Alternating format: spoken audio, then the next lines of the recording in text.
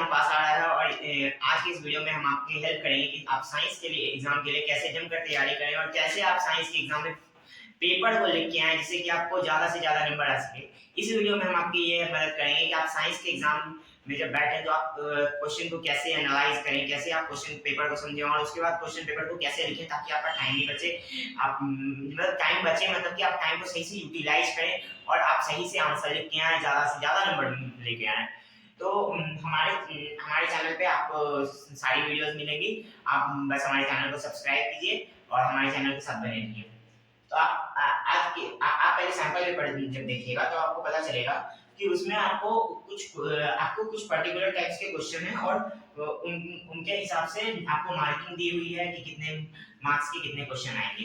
तो case based आपको मैं ये जो हायरार्किकल ऑर्डर में बना के दिया हूँ, ये जो चार्ट है कि कितना क्वेश्चन कितने नंबर का आएगा वो आपको ध्यान नहीं रखना है। बस आपको इसको नीचे से जब क्वेश्चन आप लेकर बैठिएगा बनाने तो आपको उसके नीचे से शुरू करना है। सबसे पहले आपको लॉन्ग एमसीक्यू बनाना है, लॉन्ग बनाना है, शॉर्ट टाइप बनाना है, केस स्टडी बनाना है। अब आप ऐसा कैसे करिए, ऐसा क्यों कीजिएगा इसका मैं आपको रीजन बताता हूँ। देखिए आपका जो एमसीक्यू क्वेश्चन है वो 20 मार्क्स का है और वो आप कितने मिनट में बनाइएगा वो मैं आपको बाद में बताऊंगा। आप इसे ही क्यों पहले अटेम्प्ट कीजिए क्योंकि देखिए एमसीक्यू है, 20 मार्क्स का एमसीक्यू है।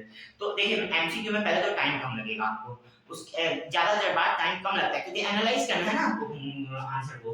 तो आप एक बार जैसे एनालाइज कर लीजिए आप आंसर दे दीजिएगा। आपको पता होगा जैसा कि आपको 15 मिनट्स का एक्स्ट्रा टाइम मिलता है क्वेश्चन पेपर को रीड करने के लिए।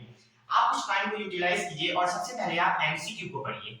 एमसीक्यू का जल्दी से जल्दी ज्यादा से ज्यादा क्वेश्चंस को समझ लीजिए और जल्दी से जल्दी आंसर दिमाग में थोड़ा सा सोच लीजिए कि क्या हो सकता है क्योंकि उसमें आपको हेल्प मिलेगा पहले से ही आंसर पता लगाने का। आप मार्क मत कीजिएगा, बस दिमाग में ध्यान रखिएगा। और अगर आपको लगता है कि नहीं हमको एमसीक्यू से नहीं स्टार्ट करना तो आपको केस स्टडी से स्टार्ट करना चाहिए क्योंकि केस स्टडी भी इंपॉर्टेंट हो जाता है क्योंकि उसमें ज्यादा पढ़ना रहता है। ज्यादा मार्क्स का उतना ज्यादा मार्क्स का तो नहीं रहता है, इसीलिए मैंने आपको पहले एमसीक्यू कहा क्योंकि सेकंड सबसे ज्यादा वेटेज यही उठा था। तो आपको मेरे हिसाब से एमसीक्यू और केस बेस्ड पे जल्दी ज्यादा ध्यान देना चाहिए। अगर आपके साथ ऐसा हुआ कि आप एमसीक्यू पढ़ लिए हैं उसके बाद आपके पास टाइम बचा है तो आप केस स्टडी भी ध्यान से पढ़ सकते हैं। उसके बाद आप जब एमसीक्यू का आंसर पता कर लीजिएगा लगभग क्वेश्चंस का, तो आप आपका बेल बज गया और आप क्वेश्चन पेपर को हाथ में लीजिएगा, आंसर लिखना शुरू कीजिएगा। सबसे पहले आप क्या कीजिए, जो जो क्वेश्चंस आपको लगता है कि आप जल्दी जल्दी आंसर दे सकते हैं उनको पहले आप आंसर दीजिए जिनका आंसर आप पहले सोच चुके हैं 15 मिनट्स में और अब आपको लगता है कि इन क्वेश्चन का आंसर हमको आ रहा है तो आप मैक्स टू मैक्स आप 10 से 15 क्वेश्चन तो आप जरूर अटेम्प्ट कर लीजिएगा। मुझे जहां तक लगता है तो 10 से 15 क्वेश्चन अगर आप नहीं भी कर पाए, 10 ही क्वेश्चन कर पाए या 8 ही क्वेश्चन कर पाए तो टेंशन मत लीजिए, आपको लगभग उसमें 10 मिनट लगा।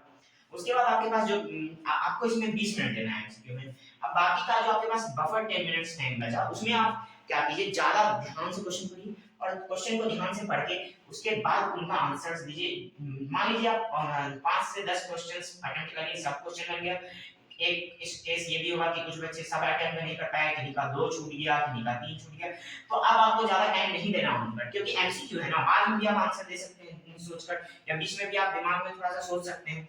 उसके बाद आपको लॉन्ग अटेम्प्ट करना है। अब लॉन्ग इसके बाद मैं आपको क्यों कह रहा हूं क्योंकि देखिए ये भी अच्छा वेटेज उठा और क्वेश्चन नंबर्स भी कम है तो आपको क्वेश्चन में सोचना भले ज्यादा पड़े लेकिन उस हिसाब से आपको क्वेश्चन कम पढ़ना है तो रीडिंग टाइम कम होगा ना, रीडिंग टाइम कम होगा। उसके बाद आपको लिखना भी है तो लॉन्ग को अगर पॉइंट वाइज भी लिखिएगा तो ज्यादा से ज्यादा 5 पॉइंट, अगर आप फार्मूलाज के बेसिस पे अगर आपको सॉल्व करना है तो ज्यादा से ज्यादा 1 पेज लग जाएगा, 1.5 पेज लग जाएगा, उससे ज्यादा तो नहीं जाएगा। तो बहुत ज्यादा तो आपको लिखना नहीं है क्योंकि साइंस से आपको एसएसटी तो है नहीं कि आपको बहुत ज्यादा एक्सप्लेन करके लिखना है। तो उस हिसाब से आपको 20 से 25 मिनट भी लग सकता है लेकिन एवरेज मैं 20 लेके चलता हूं कि 20 मिनट आपको इसमें लगा, ठीक है।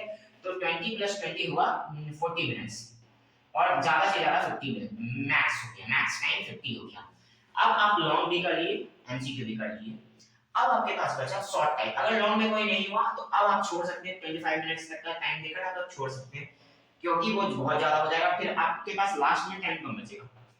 उसके बाद आएगा आपका शॉर्ट टाइप। अब आपको इसको क्यों अटेम्प्ट करना है इतना लेट जबकि इसका वेटेज सबसे ज्यादा है। देखिए वेटेज ज्यादा है बट इसमें ना आपको 2 सेक्शंस में क्वेश्चन मिलेंगे, 6 मार्क्स के 12 क्वेश्चन 6 क्वेश्चंस 2 मार्क्स के, 7 क्वेश्चन 3 मार्क्स के। अब आप जब इस क्वेश्चन को देखिएगा तो आप मान लीजिए एक बार में एक क्वेश्चन का आंसर देने में आपको मैक्स टू मैक्स ज्यादा से ज्यादा 5 मिनट लगे, ठीक है। अब आप जब 5 मिनट एक क्वेश्चन पे दे रहे हैं तो इसका मतलब साफ है कि आपको 13 क्वेश्चन करने में ऑलमोस्ट लगभग 65 मिनट लगेंगे। अब 65 मिनट तो एक बहुत बड़ा टाइम है, तो क्यों ना आप पहले थोड़ा सा ज्यादा नंबर सेव कर लीजिए। ये जो 35 मार्क्स है उसमें से कम 30 नंबर सेव कर लीजिए। 30 नंबर सेव हो गया आपका। अब उसके बाद आप आराम से शॉर्ट टाइप लिख सकते हैं। 30 नंबर सेव है तो आपको इसका डर तो नहीं है कि मेरे बहुत नंबर चले जाएंगे अगर मैं इसमें ज्यादा कर दूंगा तो इसके बाद आप ये लिख सकते हैं। उसमें से भी आप अगर चाहें तो 7 क्वेश्चन जो कि 3 मार्क्स के उनको पहले अटेम्प्ट कीजिए, 2 मार्क्स वाले को बाद में अटेम्प्ट कीजिए, क्योंकि ये थोड़ा सा ज्यादा वेटेज उठाता है इसीलिए। उसके बाद लास्ट में आपको केस स्टडी पे जाना है। केस स्टडी को मैंने टॉप पे इसलिए रखा है क्योंकि उसको आपको लास्ट में अटेम्प्ट करना है, ठीक है। अब उसको आपको आप जब स्टार्टिंग में थोड़ा सा पढ़े हैं तो आपको अगर आइडिया है तो आप जल्दी से आंसर दे देंगे, नहीं तो अब आपके पास टाइम जो बचा, मान लीजिए आपने जो टाइम लिया था वो था 40 मिनट और मैक्स 50 मिनट। 50 मिनट के बाद आप मान लीजिए 1 आवर और 10 मिनट यूज किए अपने, ठीक है। तो आपका 2 आवर का टाइम यूटिलाइज हो गया। अभी भी आपके पास 1 आवर बचा हो। 1 आवर में आप हाफ एन आवर में मान लीजिए आपको क्वेश्चन क्योंकि थोड़ा लेंदी रहेगा तो मान लीजिए पढ़ने में आपको टाइम लगा, या फिर हाफ एन आवर में भी हो सकता है आपका हाफ एन आवर से पहले भी हो जाए, 20 मिनट्स में ही हो जाए, क्योंकि कुछ लोग रीडिंग में ज्यादा तेज होते हैं तो वो ये जल्दी कर देंगे।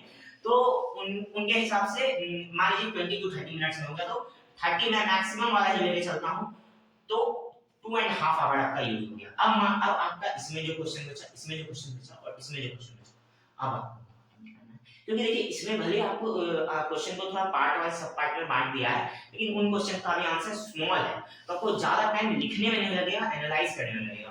तो ये जो आपको 30 मिनट्स या फिर 40 मिनट या फिर मैक्स टू मैक्स 50 मिनट आपके पास बफर टाइम बचा, क्योंकि हो सकता है कुछ बच्चे जल्दी बना ले तो उनके हिसाब से 50 मिनट हो गया, जो लेट करेंगे वो 30 मिनट और जो प्रॉपर चलेंगे वो 40 मिनट। अब जिनका 30 मिनट बचा उनको थोड़ा सा हो सकता है ज्यादा टाइम लगे, क्योंकि उनका हो सकता है कुछ क्वेश्चन छूट भी जाए, लेकिन आपका ज्यादातर क्वेश्चन इस समय हो चुका होगा तो आपके पास थोड़ा सा कॉन्फिडेंस रहेगा। 40 मिनट्स वालों के पास तो और ज्यादा कॉन्फिडेंस रहेगा, प्लस उनके पास क्वेश्चन सॉल्व करने के लिए जो बचे हुए क्वेश्चन है उनको सॉल्व करने के लिए टाइम भी ज्यादा रहेगा। अब जो 50 मिनट्स वाले बच्चे हैं उनके पास हो सकता है कि ज्यादा क्वेश्चन बचे तो वो ज्यादा क्वेश्चंस को भी 50 मिनट में तो आराम से सॉल्व कर लेंगे। जैसे मान लीजिए आपका शॉर्ट में 5 क्वेश्चन बच गया, तो शॉर्ट्स में भी 5 को शॉर्ट टाइप में अगर आपको 5 क्वेश्चन बचा है तो भी वो बहुत ज्यादा नहीं है। ऐसे 7 6 13 क्वेश्चन में से आपका अगर 5 क्वेश्चन छूट रहा है तो उन पर आप ट्राई कर सकते हैं 50 मिनट में 5 क्वेश्चन अगर आपसे नहीं हुआ तो वो तो बहुत बेकार है ना।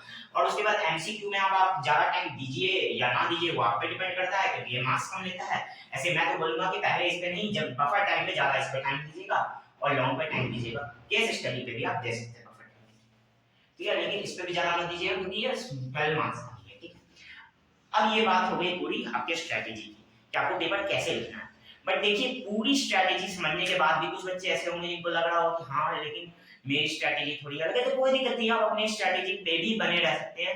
बट मैं ये स्ट्रेटेजी उनके लिए बता रहा हूँ जिन्होंने बोर्ड एग्जाम में साइंस में तैयारी अच्छी की है बट उनको समझ में नहीं आ रहा है कि पेपर कैसे लिखें, कैसे सही से आंसर दें, तो उनके लिए है ये।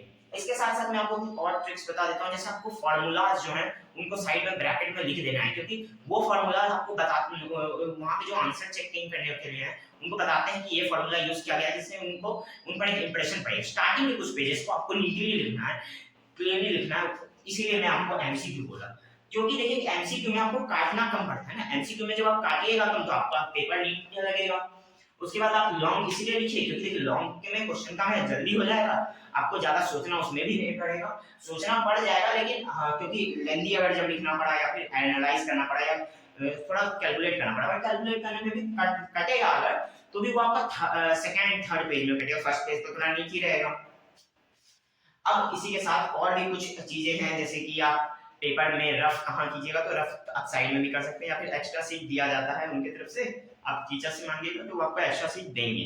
उसके बाद भी बहुत सारी चीजें हैं, जैसे कि आप फॉर्मूलाज लिखने के बाद कभी कभी क्या होता है माइनर मिस्टेक कर देते हैं, तो वो आपको लास्ट के कुछ 10 सेकंड 10 मिनट आपको इसी 50-40 मिनट्स में से बचा के रखना है, 10 से 20 मिनट, उसमें आप चेक कीजिए, बहुत ज्यादा बफर टाइम मत लेके चलिए, क्योंकि इसमें आपको क्या होगा कि हो सकता है आप बहुत ज्यादा बफर टाइम तो ले लिए बट आपका क्वेश्चन कुछ कुछ छूट गया, आप ध्यान नहीं दिए, तो इसलिए आराम से बनाइए, बहुत ज्यादा नर्वस मत हो जाइए, बहुत ज्यादा गलती मत कीजिए और आराम से लिखिए। क्योंकि होता है ना कि जल्दी जल्दी लिखने में कभी कभी क्या होता है कि क्वेश्चन का आंसर कुछ और आना था, न्यूमेरिकल्स का कुछ और लिख दिया मैंने, तो वही होता है, कभी कभी गलती हो जाता है ना, ध्यान दीजिए वो सब चीज में, क्योंकि वो सब छोटे छोटे आंसर जो है वो आप आंसर में मिस्टेक वो आपका पूरा लॉन्ग आंसर खराब कर सकता है, शॉर्ट आंसर खराब कर सकता है, जिससे कि आपका मार्क्स कम आएगा। तो ये सब चीजों पे ध्यान दीजिए। स्ट्रैटेजी आपको समझ में आ ही गई होगी, अपनी स्ट्रैटेजी को भी इसके साथ मिला के देखिए, या फिर अपनी स्ट्रैटेजी आपको अच्छी लगे तो उसे ही अपनाइए। आप ट्राई कर सकते हैं स्ट्रैटेजी को, और अगर आपको ये स्ट्रैटेजी वीडियो अच्छा लगा हो तो हमारे चैनल को सब्सक्राइब कीजिए, लाइक कीजिए, जितना ज्यादा से ज्यादा हो सके इस वीडियो को शेयर कीजिए।